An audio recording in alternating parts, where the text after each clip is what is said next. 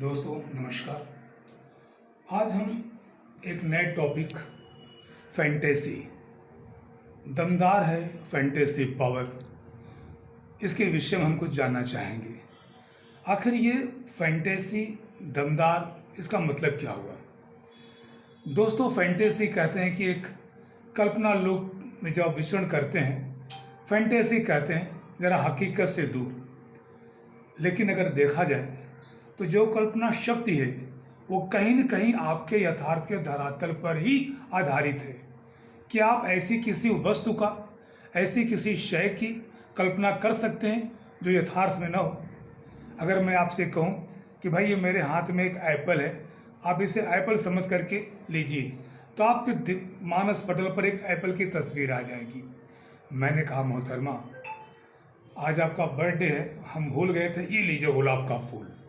तो जैसे मैंने गुलाब का फूल कहा, गुलाब का फूल तो मेरे हाथ में नहीं है, लेकिन तुरंत चूंकि आपने गुलाब के फूल को देखा है, वो गुलाब के फूल क्या करती है आपके मानस पटल पर एकदम चित्रित हो जाएगी। लेकिन अगर मैंने आपसे कहा ये लीजिए कैक्टेनो का फूल आपके लिए हाजिर है, कैक्टेनो का फूल, आपने कभी इसको यथार्थ के रूप में देखा नहीं, जाना नहीं, तो ये आप इस चीज़ को मानस पटल पर ला ही नहीं सकते। तो दोस्तों, कल्पना को अगर ये कह देना कि कोई कल्पना है, कोई फैंटेसी है, तो ये गलत होगा, क्योंकि हम उसी चीज़ की कल्पना कर सकते हैं जिन्हें हमें कहीं न कहीं यथार्थ रूप में मैंने उसे देखा है, उसे भोगा है। अब हम लोग अपने आज के इस टॉपिक पर आते हैं। देखिए, गृहस्थ आश्रम एक बहुत ही महत्वपूर्ण आश्रम है। बाल्यावस्था के बाद सनातन धर्म में गृहस्थ आश्रम की बात कही गई है। जब युवक विवाह होकर के अपने गृहस्थ का पालन करता है अपने बीवी के प्रति और अपने वंश को आगे बढ़ाने के लिए। कई बार आपने देखा है कि बड़े बड़े राजाओं को संतानें नहीं हुई। संतान न होने की वजह अलग अलग तरह की हो सकती है, जैसा कि आज मेडिकल साइंस ने प्रूव किया है। मर्द की नामर्दगी ही संतान न होने का एक वजह नहीं है।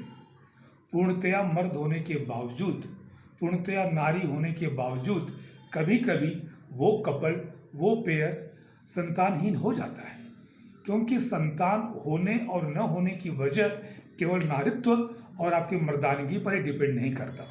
लेकिन कभी कभी हम देखते हैं कि कोई पुरुष बहुत जल्दी ही बेड पर पस्त हो जाता है। इसकी वजह क्या है? जबकि देखने में वो बिल्कुल तंदुरुस्त है, मेडिकली बहुत फिट है, फिर भी वो समय नहीं गुजार पाता जो कि एक आमतौर पर एक मर्द को अपनी बीवी के साथ गुजारना चाहिए। जल्दी ही पस्त हो जाना, जल्दी ही शिथिल पड़ जाना, इसकी क्या वजह हो सकती है? दोस्तों, ये सारी वजह है आपके दिमाग के ऊपर है। हमारे देश के डॉक्टरों से लेकर के इजराइल के डॉक्टर, जापान के डॉक्टर, अमेरिका के डॉक्टर, इन लोगों ने एक बहुत बड़ा रिसर्च किया हुआ है कि सारा जो गेम है, सारा जो खेल है, ये आपके दिमाग का ही है।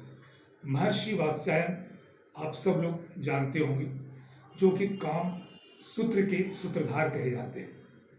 काम के ऊपर उन्होंने बहुत कुछ लिखा है, जिसका कि बहुत से लोगों ने उसका अनुपालन किया है और उसमें सफलता पाई है। आपको जानकर आश्चर्य होगा कि महर्षि वात्स्यायन वो स्वयं ब्रह्मचारी थे, लेकिन काम के ऊपर उन्होंने रिसर्च किया, पूरी काम की विधा को उन्होंने लिखाया है, उसके ऊपर उन्होंने रिसर्च किया है।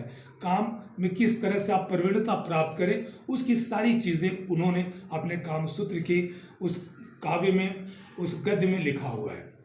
कई लोग तो उनकी तुलना चाणक्य से करते हैं कि चाणक्य अगर अर्थशास्त्र के फादर के रूप में जाने जा सकते हैं, तो काम का जो फादर है, जो काम के ऊपर इसका अधिकार है, वो महर्षि वात्स्यायन जी है।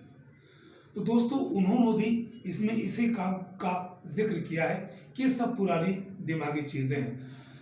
मन के हारे हार है, मन के जीते जीत। जो इंसान मन से हार गया, जो पहले ही फौज को देख करके राजा पहले ही गड़बड़ा गया, इलेक्शन को देख करके अगर कैंडिडेट उम्मीदवार पहले उसमें हार की भावना आ जाती है, तो निसंदेह उसकी हार निश्चित है। नेवी के लोग जो होते हैं, समंदर में तैरते हैं, वो कभी सर उठा करके नहीं देखते कि किनारा कितना दूर है। किनारा नजदीक होने के बावजूद अगर स्विमर अपना सर उठाएगा तो उसे किनारा बहुत दूर नजर आएगा और वो वहीं पर हतप्रभ होकर के तैरना छोड़ देगा और उसका डूब जाना बहुत ही स्वाभाविक है। आप चलते रहिए शनय शनय, किनारा आज नहीं तो कल लग ही जाएगा। तो मित्रों, यही चीजें आपको हम बिस्तर होते समय अपने के पत्नी के साथ एक ख्याल रखना है। एक फैंटेसी कीजिए कि आप मजबूत हैं, आप में सारी मर्दानगी है, वो सारी चीजें हैं। फैंटेसी कीजिए, कल्पना कीजिए। और एक आपको आसान तरीका बताऊं इस चीज को और मजबूत करने के लिए।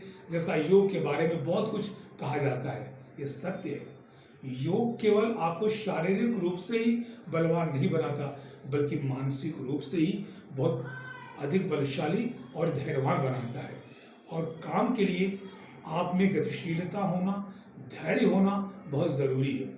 अगर आप में धैर्य नहीं है, पेशेंस नहीं है, तो आप बहुत मजबूत मर्द होने के बावजूद उसमें सफलता नहीं प्राप्त कर सकते और आप अपने साथी को पूर्णतया संतुष्ट नहीं कर सकते। तो इसका छोटा सा उपाय यह है कि आप एक शांत जगह पर सीधे बैठ जाएं, रीढ़ की हड्डी बिल्कुल सीधी रहे, सर बिल्कुल सीधा रहे, आपकी नज़रें आपके नाक के अग्रभाग पर केंद्रित हों और आप सांसों को आसानी से लीजिए, इनहेल कीजिए और उसी आसानी के साथ धीरे धीरे उन्हें बाहर निकालिए। याद रहे, आपका मन विचलित नहीं होना चाहिए। मन विचलित न हो इसके लिए नज़रें नाक के अग्रभाग पर रखिए और अपना ध्यान सांसों के आवागमन पर, इनहेल और एक्सहेल पर ध्यान कीजिए। इस तरह से आधे घंटे आप कीजिएगा। एक हल्का सी म्यूजिक हो, आप देखेंगे कहीं न कहीं एक स्पंदन आपके शरीर में होगा और आप दिमागी तौर पर बहुत ही मजबूत होंगे। तो मित्रों, हम फिर से उसी बात पर आते हैं, फैंटेसी के लिए। फैंटेसी का मतलब यह हुआ कि जिस तरह से एक डायरेक्टर जो है, एक अध्यापक, एक डॉक्टर पहले से कल्पना कर लेता है कि मुझे क्लास में कैसे सिखाना है, मुझे ऑपरेशन कैसे करना है, मुझे डायरेक्ट कैसे करना है अपने आर्टिस्टों को, ठीक उसी तरह से आप एक कल्पना कीजिए, एक फैंटेसी अपने दिमाग में लाइए कि हमें अपने पार्टनर के साथ में काम को चरमोत्कर्ष तक कैसे पहुंचाना है। चरमोत्कर्ष तक आप जब पहुंच जाएंगे, क्लाइमेक्स तक आप जब पहुंच जाएंगे, धीरे धीरे आप स्वयं संतुष्ट होंगे, सामने वाले को भी संतुष्ट करेंगे और तब जाकर के गृहस्थी आपकी मजबूत होती है। तो निसंदेह संतान की उत्पत्ति भी आपको होगी। हकीमों और डॉक्टरों के पास जाने से आप बच जाएंगे। लोग कहते हैं ना कि वो आधे हकीम महंगी जान। जो हकीम आधा होता है, पढ़ा लिखा नहीं होता, आप ओझा के पास जा रहे हैं, इनके पास जा रहे हैं, मंदिर मस्जिद गुरुद्वारे जा रहे हैं, इससे कुछ नहीं होगा। फैंटेसी में बहुत बड़ी ताकत है मित्रों। आप जब कल्पना भर कर लीजिए, आप मजबूत कर लीजिए। जैसे मैंने आपको कहा ना कि मन के हारे हार है, मन के जीते जीत। तो फैंटेसी कैसे करेंगे आप? कल्पना किस तरह से करेंगे कि आप एक संपूर्ण मर्द हैं, आप में उस सारी ऊर्जा है, वो सारी ताकत है, आप कमजोर नहीं हैं, आप शरीर से बलशाली हैं, दिमाग से बलशाली हैं। और तब प्यार कीजिए। और एक चीज़ और, खास करके मैं दूसरे पक्ष की बात करता हूँ, नारियों के लिए। लोग कहते हैं ना सौंदर्य, आखिर सौंदर्य करने का उद्देश्य क्या है, आप बताइए। स्त्रियां प्रसाधन क्यों करती हैं, ब्यूटी पार्लर क्यों जाती हैं, इसकी वजह क्या है? कहीं न कहीं अगर मैं आपसे कहूं कि आप एक फैंटेसी कीजिए, कल्पना कीजिए खूबसूरत औरत का, तो आप क्या देखेंगे? उसके रेशमी बाल, उसके बुनकी नज़र, उसकी एक, जो लोग फिगर कहते हैं ना फिल्म वाले जाकर के, वो क्या 36, 24, 26, ये जो फिगर है, ये आप कल्पना कैसे करते हैं? वो कहते हैं ना कि जिस पर न पड़े आशिक की नज़र, वो श्रृंगार अधूरा रहता है। तो नज़रें आकर्षित क्यों की जाती हैं? ये सब प्रसाधन है, ये सब पूरक है आपकी कल्पना को चरमोत्कर्ष पर पहुंचाने के लिए। और जब आपकी कल्पना, आपकी फैंटेसी अपने क्लाइमेक्स पर पहुंचेगी, तो आपका शरीर, आपका ऊर्जा, आपकी हिम्मत, आपकी मर्दानगी, वो भी अपने चरमोत्कर्ष पर पहुंचेगी, क्लाइमेक्स पर पहुंचेगी और आप अपने हमसफर को, अपने पार्टनर को संतुष्ट कर पाएंगे। तो हीन भावना दिमाग से निकल जाएगी। मित्रों, आप देखिएगा, ये हमारे देश के डॉक्टर, विदेशों के डॉक्टर, जैसे मैंने कहा अमेरिका के, इजराइल के, जापान के, इंग्लैंड के, जितने सारे डेवलप्ड कंट्रीज हैं, साइंटिफिकली उन्होंने इस मेडिकल साइंस से भी इस चीज़ को रिसर्च किया है कि जो फैंटेसी है वो बहुत ही दमदार भूमिका अदा करती है। अब देखिए, मैं आपको साहित्य की बात करूं, ये साहित्य में बच्चों को सिखाया जाता है राम से काम तक, काम से राम तक। महाकवि तुलसीदास जी सब जानते हैं, जिन्होंने की रामचरितमानस की रचना की भाषा में, ताकि आम लोग जो समझ सके अपने पत्नी के प्रति कितनी उनमें चाहत थी कि रात के समय वो रत्नावली, उनकी जो पत्नी का नाम था, उनसे मिलने के लिए काम की इतनी प्रबलता देखी उनके शरीर में। वो जाते हैं नदी किनारे, मुर्दा बह रहा होता है, वो दिमाग उनकी फैंटेसी किसकी कर लेते हैं, नाव की। लकड़ी पर बंधा हुआ मुर्दा जो बहा दिया जाता है, उनको नाव का रूप दिखाई पड़ता है, उसमें बैठ जाते हैं।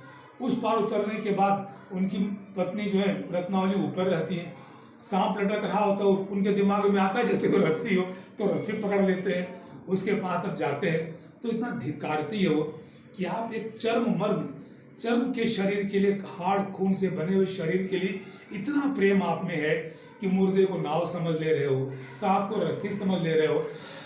अगर इतनी व्यग्रता आपकी भगवान के प्रति होती तो जीवन आपका सार्थक हो जाता। और एक दूसरा पहलू दोस्तों ये भी है कि कभी कभी लोग राम से काम की तरफ भी आ जाते हैं। आपने बहुत सत्य सन्यासियों को देखा होगा जो कि 24 घंटे राम अध्यात्म में लीन होने के पश्चात कुछ अरसे के बाद वहां से मोह माया अध्यात्म से भंग होकर के रूपसी के प्रति आकर्षित हो जाते हैं। नई नवेली